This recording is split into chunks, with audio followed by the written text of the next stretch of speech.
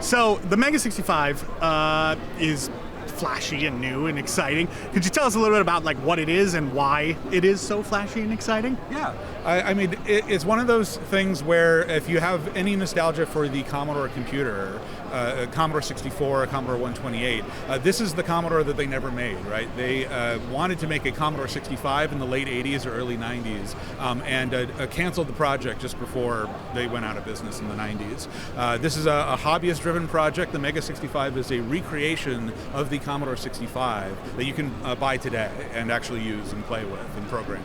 And right over here, actually, we have the board. Yeah. Could you tell us a little bit about what we've got going on in here and like what's making it tick? Absolutely. It's an FPGA-based machine, so you can load what are called cores, which are different kinds of chipsets to it. Instead of having a bunch of discrete chips on the thing that can't be changed, the FPGA you can upload new chipsets to it and change the core. So we can actually upgrade the machine as we're going. You have this thing right here that stores all those chipsets. You can also switch to alternate chipsets, so it can be a different computer entirely, including a Commodore 64. You can turn this into a Commodore 64. We've added peripherals for it. There's a Commodore 64 style cartridge port, an IEC disk drive port, and also some modern conveniences like an HDMI video output port, an Ethernet jack, and some other things. You can do some Commodore joysticks as well. So it can be a Commodore 64, it can be a Commodore 65. The Mega65 is a bunch of extra sort of new things on top of it so that programmers of new programs and new games can take advantage of the new features as well.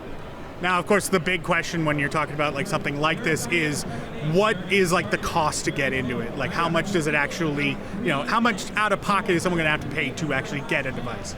The full machine, not just the board, but like the full keyboard case with the plastic case. It's an injection molded case, mechanical keyboard, built-in 3.5-inch floppy drive. All of that together, with including the manual, 666 euros.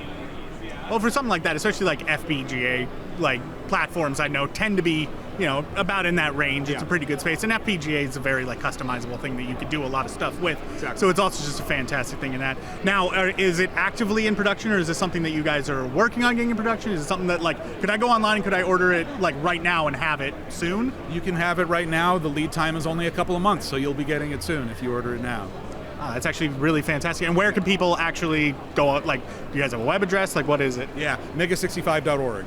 It's the easiest way to find it. That's how you buy it, and also find information about how to access the community on Discord, how to get the documentation. We also have a free emulator if you don't want to buy it right away, but just want to try it out. You can run it on your own computer with the emulator.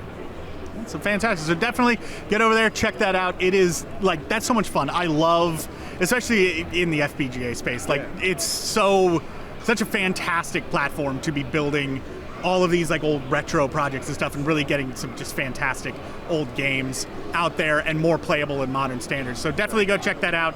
We'll have more for you from the show floor here in a bit.